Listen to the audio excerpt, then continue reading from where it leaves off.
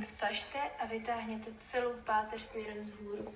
S výdechem se ukloňte do levé strany, s nádechem znovu vzhůru a s výdechem do pravé strany. S nádechem se natáhněte vzhůru a předkloňte se dlaněmi směrem do podložky. Proplejte si prsty za zády a protlačte vaše paže vzhůru. Protahujeme ramena, celou oblast beder, celou páteř. Můžete se zahoupat v kolenou, protáhnout kyčle, bedra, protáhnout celá vaše záda. Položte dlaně do podložky a přeťapejte do polohy na všech čtyřech.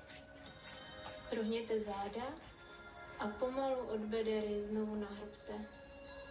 Od beder až směrem k hlavě. Prohněte záda a od beder je znovu nahrbte. Od kostrče směrem vzhůru.